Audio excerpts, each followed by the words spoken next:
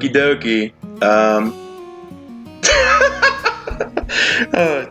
It's so awkward to record because I'm so shit at it.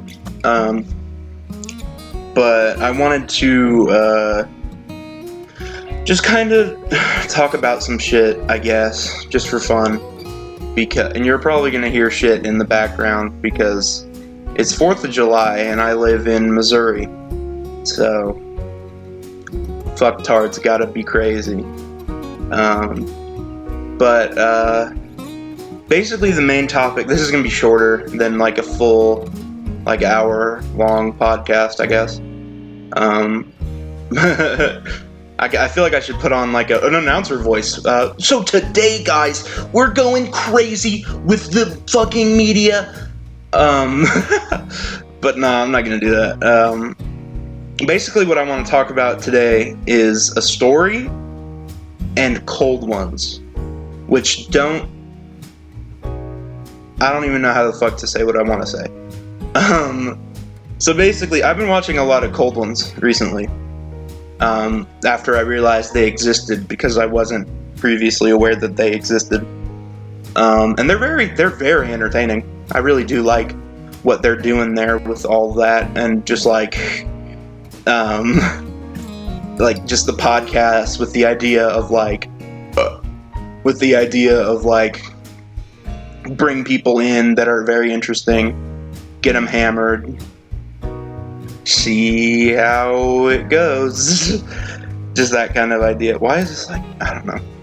I'll see how that sounds when I'm done.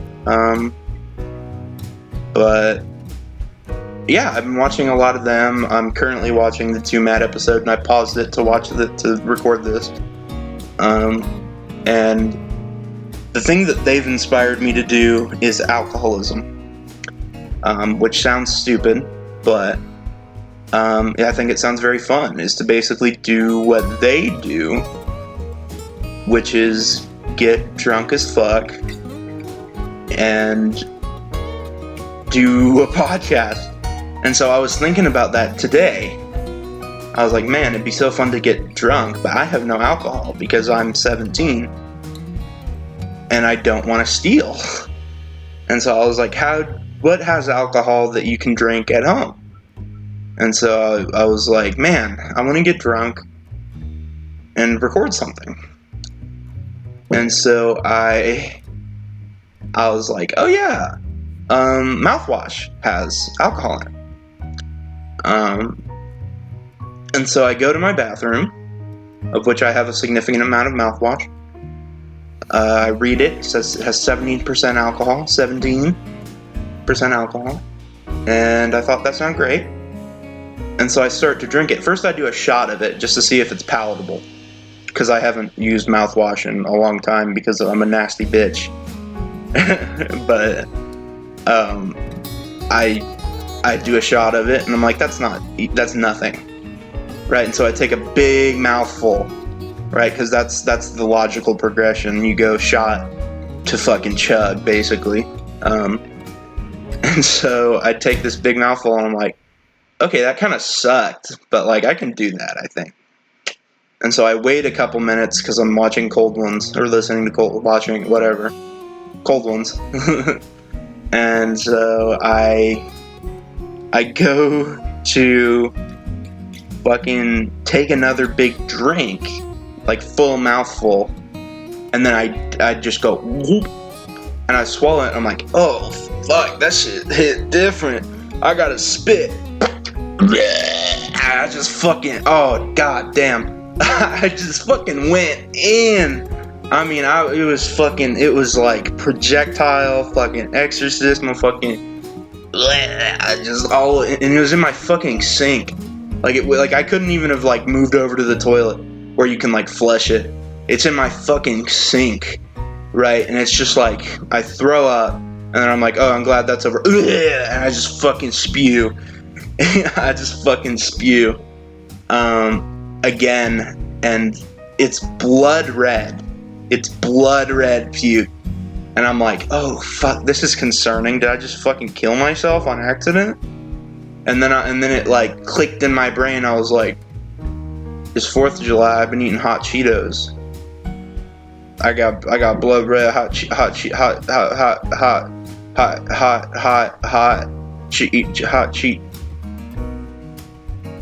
Cheeto puke. Right, like I had that's what was going on, and I thought that was so fucking funny that I immediately texted my friends and I texted my dad, because anytime I try to do something stupid, I text my family about it because they need to know, because I don't know, that's just kind of the relationship I have with my family, is that they need to know when I'm being a fucking retard. And I'm allowed to say retard because I'm autistic, so shut the fuck up, pussy. Anyway, yeah, so that was kind of my day so far. I've just been kind of at my house alone because my parents wanted to go to my aunt's house to do a bunch of weird shit. It's like Society, that movie Society. They're doing that. The fucking or whatever. They're doing that over at my aunt's house, and it's pretty hot, you know. But I just really wasn't going to I guess we're gonna switch topics, and it's gonna be a little longer than the fucking 6.5 minutes that I've already recorded. Going to family events gives me anxiety, and I don't know if that's like a universal thing or if that's just like a retard thing. Because I personally, I have really bad anxiety. And one of the things that triggers my anxiety is being around people I don't know without people I'm very comfortable with. Like, I can go out with the boys to basically anywhere, and as long as I have the boys to ground me, I can, and not like my parents are like, you're grounded. But like, just to like leave me in this place and like make me know I have someone to fall back on. I can just be my fucking dipshit self. Like, I can just be a dipshit and bother people and be a general nuisance in the way that I adore and other people adore for some reason. But like when I'm with my family, I know that my family will not give me, oh, this sounds so bad, but it kind of do be like that. They won't give me unconditional support, and it's also completely inappropriate, and they won't find it funny for me to be a dipshit, so I just kind of have to be like boring, I guess. I just kind of have to be like, yeah, I mean, don't you like sports? I know you like football, because you're an old white man. You like football, you like golf. I don't know anything about golf, so I guess we'll talk about football. Oh, you don't really know that much about football. You just think you know a lot about football. But I actually do know a lot about football personally. And so it just kind of, it's just so awkward. It's so, it fucking hurts my body. Right. And so I decided a little while ago, I was like, if I ever don't want to go to something, I'm just not going to go. Because I'm such an insufferable cunt. When I'm somewhere I don't want to be, I'm just like always wondering when we're going to leave and when I'm going to have the opportunity to like be away from this environment. And so like, it's just kind of like a unwritten rule between my family that like, if I don't want to go, I just won't go somewhere. And it works out. I mean, I'm not as much of an insufferable cunt, and that's a good thing, I guess. Yeah, it's just, fuck, do I have anything else I even want to talk about? I mean, honestly, this is kind of a good, just kind of like rap. I'm just kind of talking, and you can do whatever you want kind of thing. So, I guess I can just talk. You know what, I'll just make this a full podcast, I guess. I'll talk for as long as I want about whatever the fuck I want. And you guys can suck it down like I'm your mommy and you're sucking off my teeth.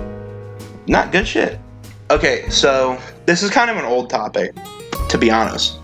For me personally, as well as the fact that it's already fucking old. But Super Size Me 1 and 2.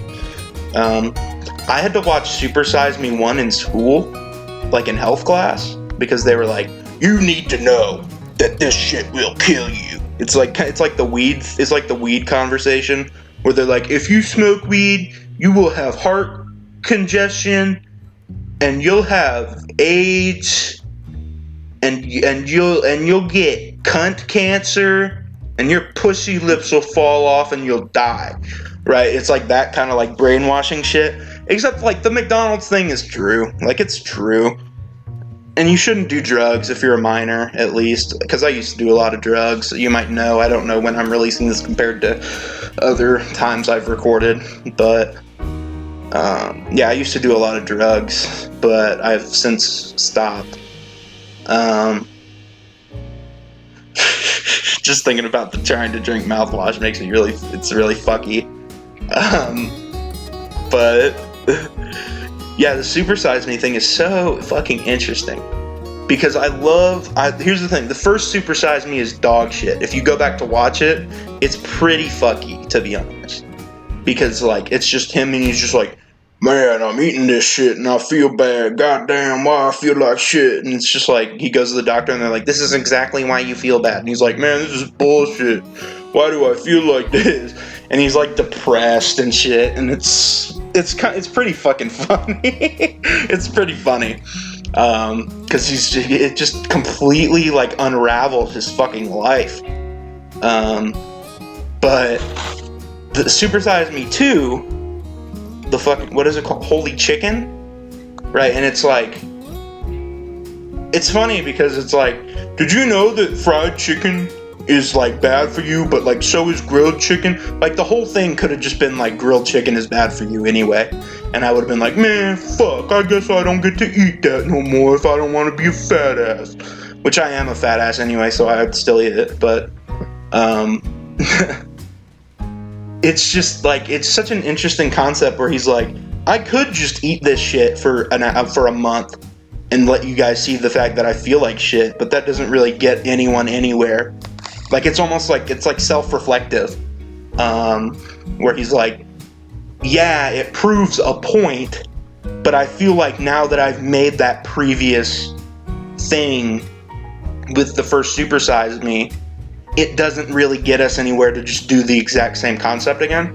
And so it really goes through the idea, or like if you haven't seen it, I guess, it goes through the concept of him wanting to start his own fast food chain. And I thought that was so interesting because they really did, it was very much so introspective, where he was like, yeah, people are going to expect more from me. They're going to expect transparency. They're going to expect things to be healthier. There are so many expectations that come with this business venture because it's me and because I made Super Size Me, because that is the legacy that I've chosen to leave, right? And it's like, wow, holy shit, you like thought about this and you're not some fucking idiot with a camera like pretty much everyone on the internet is, and yet no one is at the same time. Fucking, it's fucky. I'm not going into all that. But yeah, so he goes through and is like, I want to make food, and it gives you all these facts, and it's like, man, look at the way these chickens are fucking dying before they're even 6 weeks old, because like the whole span of a chicken's life, if they're bred for their meat, is like 6 weeks, and then they get harvested. And these chickens, there's like videos of it online, but it's basically these chickens are like 4 or 5, maybe 6 times bigger than the average fucking like egg chicken. Like they selectively bred these motherfuckers like cabbage, and it's just fucking like, they're massive and they're so fucked. It's so fucky. And as you can see, I'm picking up the fucking, what the fuck is that term? Oh, fuck. God, I'm not funny. No, but I almost want to say misnomer, but that's not it. Bro, could you shut the fuck up? Oh my god. Anyway, I'm picking up the vocabulary of the people that I intake media from. because I'm not my own person and I am only a conglomerate of all of the media that I have consumed because I am a worthless, fucking, unneeded specimen of pure shit. But anyway, so about chicken, yeah, it's real fucked. It's real fucky. That they just like abuse these chickens and like the way the guidelines are fucked and all this shit. But I don't really want to paraphrase a whole documentary because that's not really the point of what I want to talk about. But I was gonna give you all this information because I was like, this guy looks like a pretty cool guy. Because like at the end, I'm gonna fucking paraphrase the whole damn thing now. At the end, he makes his fucking chicken store. And it's Holy Chicken, that's what it's called, and it's got good food, but it's actually just like, did you know that this food is it's bad. Like, it's bad for you, bad for the environment, it's bad for the chickens, all that shit. Right, they do that. He like tells them that, and then they're like, oh, that's great, I love the way you're transparent, and they eat their shit food, like fucking, like the chickens, like literally, it's just like a parallel of the chickens that have to eat the seed, and they just fucking eat and eat and eat, and it's fucking disgusting. And it's like that idea. But the thing that I thought was so fucking interesting is that shortly after the release of the second Super Size Me, the Me Too movement happened. And I'm not putting down the Me Too movement, because I think it's a very, very, very good thing that happened.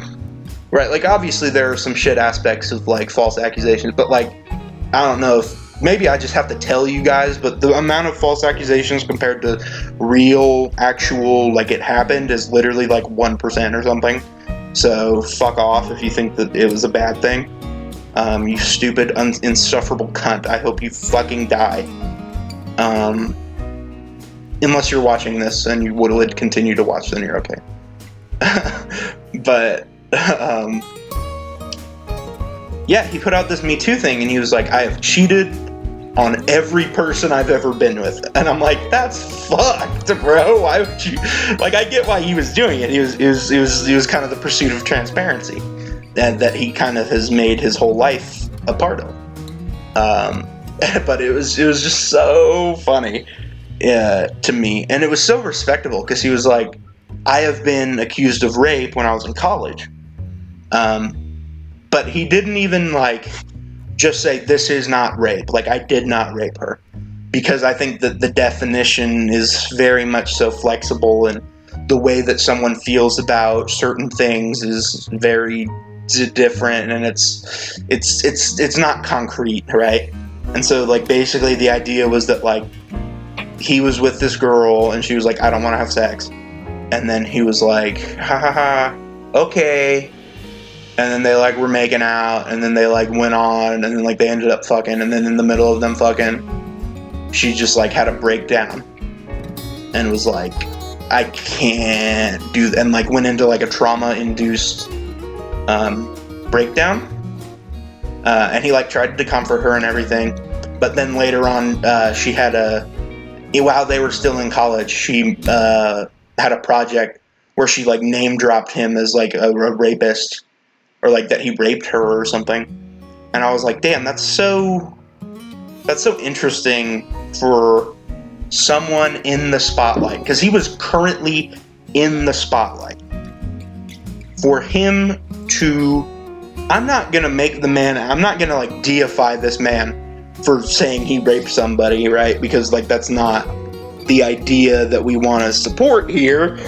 But it's so interesting that he's just like, I am aware that what I did was fucked, and that it can be a bad thing, but I'm also not going to hide it from you, because it would have been so easy for him, because I know nobody would, like, unless that woman now, unless she wanted to come out and say, hey, he did this, blah, blah, blah, like, nobody ever would have known that. Like, nobody ever would have, like, outed the fucking Super Size Me guy, but he chose to do it himself, and I thought that was very admirable to kind of the idea of, like, self-betterment, because I think that self-growth is such a substantial part of me and my life and my own personal philosophy. Is just the idea is that you can never be satisfied. You can never be stuck with the status quo.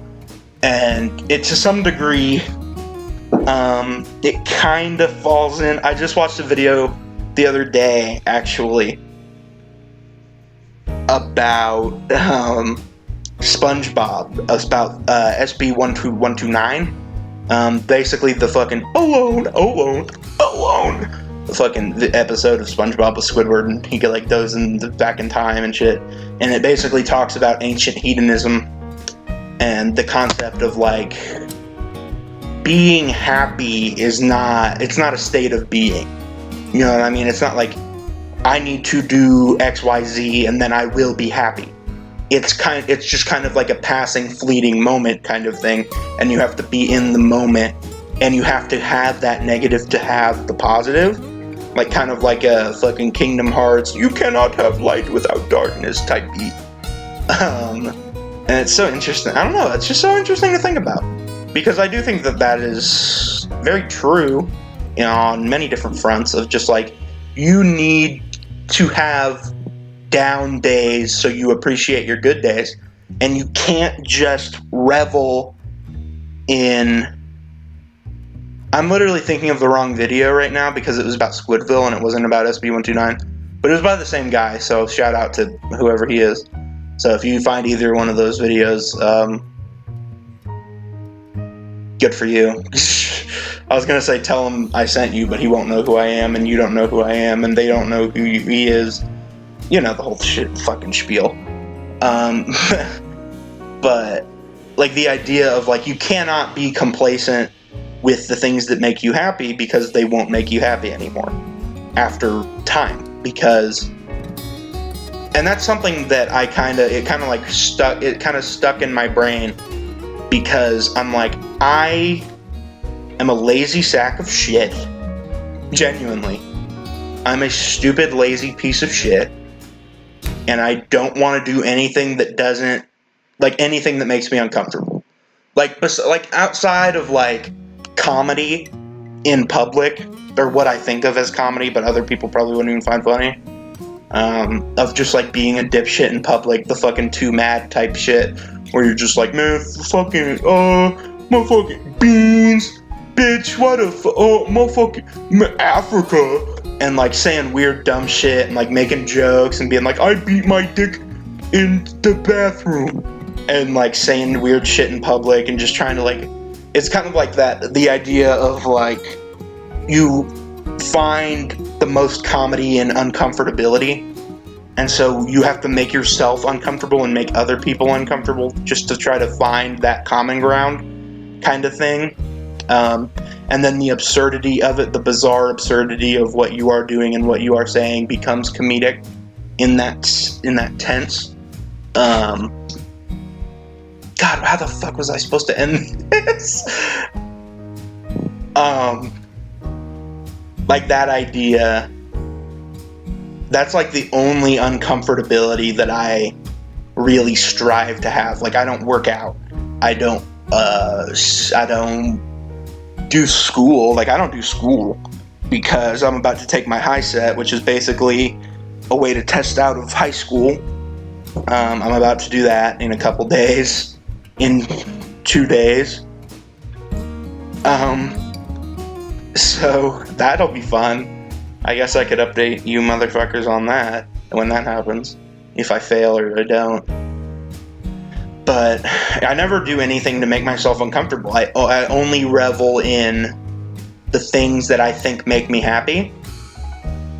And what I'm realizing and what that video is kind of portraying, and that episode of SpongeBob as well is kind of portraying, is like, you cannot live your life only in the things that you think make you happy because they become stale. And that's kind of how I've been living for like 3 months or so, maybe longer, of just like, because This is going to be a long-ass episode. But because I was super depressed for so long, I was so fucking depressed. Like, genuine, like bipolar depression, where you would just fucking be down all the fucking time, every single day, feel like shit, have no motivation to do absolutely anything. I'm like, I'm just gonna do what makes me happy all the time, right? And I'm gonna stop focusing on anything that doesn't make me happy. But I feel like that's kind of a trap, because in this same ancient hedonism kind of study, it shows you that you don't really feel happy and you don't really feel fulfilled doing that long term. Like, sure, the first couple weeks that I did it, I was like, yeah, man, I'm in a great mood. I'm reading shit and I'm studying shit that I think is interesting, and I'm playing games, and I'm watching copious amounts of YouTube and all that shit. And it's just, but it's kind of come to a point where I'm like, I'm not having fun. I'm not having fun. Like, I love Cold Ones, right? Like, I said that at the beginning of this podcast. I really enjoy watching Cold Ones because I think they're very funny and relatable people. Like, I basically am Chad Roberts. I am basically anything for Views 2.0 without the beard, because I'm a bitch, right? And so, but I can't just do that. Like, I can't just watch that, because it's not getting me anywhere, and it's not really making me feel better, but beyond like surface level, like, I think this is cool kind of thing. So I guess this was just a fucking stupid rant about historical hedonism and my life and my mental health and a bunch of stupid fucking bullshit and the Me Too movement. Is there anything else I really want to talk about? I don't know, man. Basketball! Let's fucking go, basketball! Yes, I do actually want to talk about that. So we know the finals now. We know it is Phoenix Suns versus the Milwaukee Bucks. I'm sure most of you are like, man, what the fuck? I don't care about sports. Because I've been talking about random bullshit this whole fucking time. So you're probably like, man, this guy couldn't like sports, or else he would have a better brain on him. Well, I'm fucking stupid, so you'd be surprised. I really like sports. I like football, basketball. That's it. But I know a lot about them, and so I watched all of the Suns Clippers games. I don't watch the first rounds of the playoffs, mostly because I forgot that they were happening until it was too late, and it was like the conference finals, because I'm fucking stupid. And also, last year I was in a fucking rehab, so I didn't get to watch them anyway, and so I just kind of forgot about them. But I watched the conference finals on both sides. And honestly, my genuine opinion on Giannis Antetokounmpo is that he's kind of overrated a little bit. Because it was weird watching him against the Hawks, because it doesn't feel to me like the Hawks have any absolute, like, fuck you, you're dick fucking defenders for Giannis. Right? They don't have that, like, Ben Simmons or, like, they have Clint Capella, but they don't have, like, a Rudy Gobert, right? And I saw so many instances of Giannis, like, passing up good looks. Like, not, like, from three, like, because I know he's fucking dog shit at shooting the ball. But, like, literally one instance that I can't get out of my head when I think about Giannis is, like, he had an opportunity inside the paint with Trae Young as the only one in his way, and he fucking passed the ball. And I was like, why the fuck would you not post up 5'11" Trae Young? But then the next possession, he came down the court and tried to post up Clint Capella and got fucking shit on. Get shit on! He got shit on! So bad. It was so bad to watch, because I was like, because I don't watch regular season basketball because I didn't have ESPN. I don't have League Pass or whatever, NBA League Pass or whatever the fuck it is. But I have the ESPN app through a friend, and that's how I've been watching basketball. And then I have the NBA app, which they showed the Eastern Conference Finals on. Or I have the NBA app that they showed the Eastern Conference Finals on. So,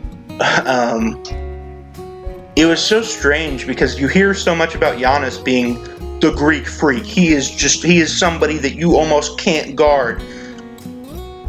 And then when you watch the game, he doesn't do as much as you'd think. I guess that is just the epitome of, like, it's a team game kind of thing. But, like, I don't know, man.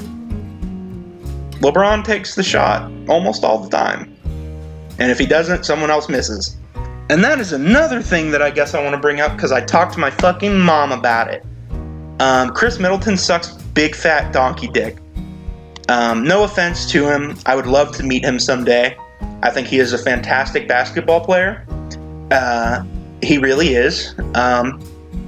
However, he is not the right person to be the number 2 to Giannis Antetokounmpo.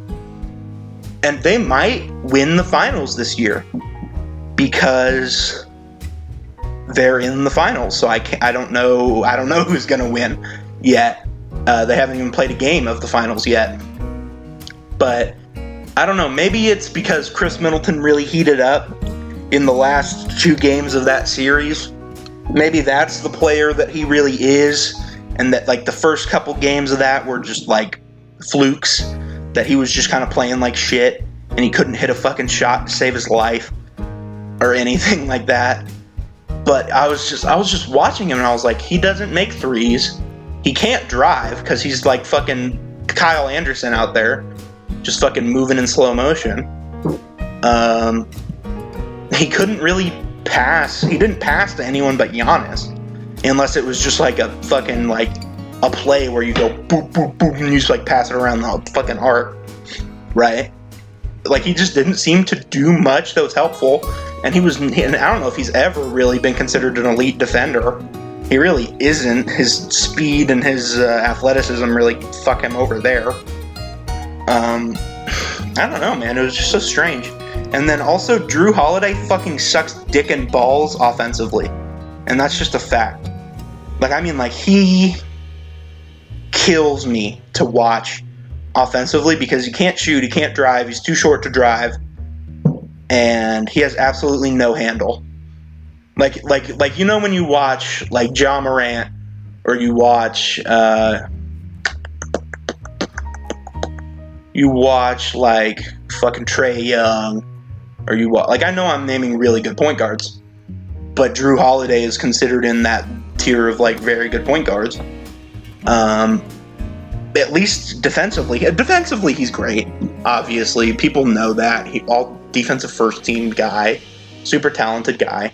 But, I don't know, just offensively, he doesn't have the handle like any of those guys that I'm, like, I mean, like, even Russ, because, like, Russ can't shoot, but at least he can fucking do quintuple backflips and fucking put his dick in his mouth while he's in the air and do a fucking quintuple somersault layup where he just fucking, or like dunk on, like, Yao Ming and shit. I mean, I know he never did that, but you get what I'm saying. Where he's just so fucking athletic and his handle is actually good. And he can just fucking do whatever he wants when it comes to driving for the most part. Drew Holiday just doesn't really have that. He doesn't have that offensive game. He doesn't have shot creation. He is almost entirely a catch-and-shoot guy. And I know that being a catch-and-shoot guy isn't necessarily a bad thing, because, like, Klay Thompson will probably end up being a Hall of Famer, and he's literally the epitome of a catch-and-shoot guy. Fucking 60 points on 11 dribbles type beat. But I don't know, man. It just hurts, because Giannis can't really create his own shot, to be honest. Like, I know that's so hard to believe. Like, I know Colin Cowherd, the stupid motherfucker, he said Giannis was a 2 the other day. Like first or second option. He said Giannis was a second option. And I was like, That's so fucking stupid, but he's also almost right. Because Giannis needs a facilitator to get him good shots. Kind of. I mean, obviously, like, a quarter to, like, a third to, like, 3/7 of the time, he can, like, drive and set somebody else up, or he can drive and muscle somebody, or he can drive and just kind of fucking finesse his way to a bucket or can get a foul or whatever. But it's like that other, like, 57% of his offensive output kind of has to be set up by someone else. And I know I sound like a fucking idiot because that's basketball. But I'm the kind of person that likes James Harden and Kevin Durant. I don't even like Kevin Durant that much, but I'm just using him as an example. And Steph Curry and fucking LeBron James, where they just fucking do shit by themselves. And they, like, run the team, but Giannis can't really run a team like that. Maybe he could, but maybe they just haven't. I don't know, Mike Budenholzer, you know. I don't know, man. It's such an interesting topic, and I'd love to hear what you guys think about it in the comments, or I don't know what the fuck I'm uploading. I don't know what I'm uploading this on. But, yeah, man, it's just so interesting to talk about. And then the Suns, I definitely have to touch on the Suns. I fucking adore the Suns. I love the Phoenix Suns this year. I love the team. God, I would fuck the shit out of Chris Paul, no homo. God, I fucking love Chris Paul.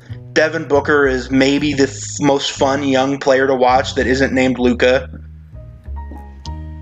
DeAndre Ayton does not get enough respect as being basically a more athletic, less good defender. I know this is a bad comparison because I'm saying a lot of their game is different, but he is in the same caliber as Clint Capella, just below Rudy Gobert and, like, Miles Turner and all that shit, because DeAndre Ayton can play some perimeter defense.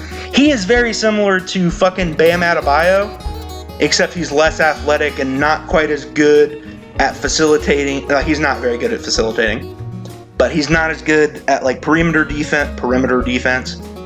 But I fucking love DeAndre Ayton. He's so fun. I feel bad for him because he fucking, I don't feel bad for him, but, like, he is always going to have, I guess I do feel bad for him.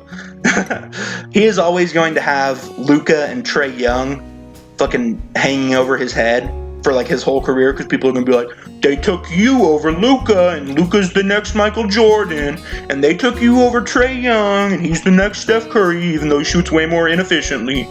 You know what I mean? And he's going to have that looming over his head for his whole fucking career, and that's not his fault. He was the best college player, he looked like a fucking monster, and he's honestly not had a bad career so far. Like, he's not fucking Marvin Bagley, where you look good in college and then you come to the league and you fucking suck dick doo-doo, right? Like, he's played super well. He had that stupid fucking PED thing, which was dumb as fuck of him, and hopefully he's not on PEDs anymore. But yeah, he had that PED thing, got suspended. He kind of had a slow start, but he's really picked up traction. I think he's one of the better young centers in the NBA. But goddamn, they are so much fucking fun to watch. And Jay Crowder is such a fucking bitch, but in a good way. Like, fuck Patrick Beverly. Patrick Beverly is, God, I fucking hate that guy. God, I've never liked him. He's not very good at basketball. He only is good at defense because they don't call his fouls. Fucking, God, I hate him. Especially because he fucking shoved Chris Paul in the back after Game 7. Or in the middle of Game 7. That was such a pussy bitch move. And of course he's come out and been like, I was retarded. But it's like, bro, you made that decision. You better fucking lie in that can of worms, bitch. I know that's not the fucking euphemism or metaphor or whatever the fuck that's called. But, like, you better fucking lie in that bed, you dumb bitch. Okay. That pissed me off. Like, I was like, damn, if I would have been at that game, I would have yelled. I would have yelled. I wouldn't have done anything physical, but I would have yelled for sure and been like, yo, man, what the fuck? Why are you doing that? You know what I mean? But, man, it's just so fun to watch because Chris Paul is easily, I don't know, man. Chris Paul is just he is one of the best point guards of all time. He is the point god. No one can ever take that away from him. I fucking adore Chris Paul. His personality is great. His leadership is great. Everything about the way that he runs this team and really brought them to the promised land is so fucking awesome. Devin Booker is so fucking cool, and he got his nose broken by bitch-ass Patrick Beverley. Fuck you, Patrick Beverley, but goddamn it, he came back and had a bad game, but then after that, he had a fucking amazing rest of the series because Devin Booker's a fucking Chad. God, I fucking love Devin Booker. He's so cool. Jay Crowder is always fun to watch because he's just like the catch-and-shoot 3 and D guy without the D. No homo. I mean, he plays good defense. I won't take that away, but he's not like fucking Mikal Bridges. I was about to say he's not Mikal Bridges, but guess what? Mikal Bridges kind of had a shitty fucking conference finals. I won't lie to you. I will not lie to you. I'm not gonna lie to you. I want that and I desire that. No, but Mikal Bridges is so fun in theory because if you could basically have like, damn, I don't even know who to compare him to. Like a Robert Covington plus kind of thing where you can lock down somebody and then go over to the other side and sink the three. I fucking love that idea. I mean, like, he played well for most of the playoffs, but the fucking conference finals, he just kind of shit his pants and didn't do much of anything besides the defense. Like, he couldn't shoot to save his fucking life. But I still like Mikal Bridges overall. Cameron Payne is so fucking cool. Literally going from the tank god to the fucking point god 2.0. How do you go from being the fucking tank master where like if people were making jokes that if you were playing your team was tanking to fucking actually getting good solid number 2 PG fucking minutes and fucking up the game. He had like a 30-point game in that series. Damn, he rocks. It's so cool to see his like career revival. And on that same note, it was sad to see Reggie, like I wish Reggie Jackson would have gone to the Suns and been like their backup 2 guard or something. Because I want to root for Reggie Jackson. Bro, I understand what comedians and like talk show people are talking about when their mouth gets dry. Like my mouth is starting to get dry after talking for a long time. That's crazy. I didn't know that could happen. Because that usually doesn't happen to me. But Reggie Jackson is such a good story. Dude was literally out of the league, not doing a goddamn thing. And then he got the opportunity with the Clippers and fucked up the game. Holy shit. God damn. He was playing so fucking well. He was their second best player because Kawhi was out. Literally, it was him and PG, and that was basically the whole fucking team. And they won a couple games against the Suns, who I think and hope are going to win the finals. God, is so inspirational. Fucking Goggles Reggie. Goggles Reggie will always live on in my heart. Forever and always. But, do I have anything else? I mean, like, I have other topics I could talk about, but I've been recording for, like, almost 45 minutes. Do I really want to do that? No, I won't. I'll save other topics for another time. So, this was kind of random. It was talking about a lot of things, talking about a lot of different topics, many of them having very different ideas and vibes and fucking energies and all, crystals and fucking zodiacs and Zodiac killers, Ted Bundy, the fucking Republican from fucking Texas who went to Cancun in the middle of a fucking storm where everyone was dying in Texas. You know what I'm talking about. But I want to thank everybody for watching. This was really, really fun for me to record. I don't usually have a ton of fun recording because this is kind of the first one I've recorded by myself. To be honest, all the other ones have been, I was too afraid to record it by myself. But I've had a very good time today. Just sitting down for close to an hour and just talking about the things that I think are interesting and telling the story of how I still have puke in my sink. I won't lie. I will not lie to you. It's so fucking thick. It's disgusting. I mean, really, really, I mean, blood red, fucking disgusting ass, chunky ass, motherfucking Campbell's soup looking ass bullshit in my sink because I'm a fucking retard. Because if you didn't know, I don't even know if I finished that story. It has fucking methanol and hydrogen peroxide in it, which are not ingestible, or like it's bad for your body to ingest. So it just immediately made me fucking puke. That's what you guys get out of this, is that if you watch the whole thing, you hear about the whole story, I guess.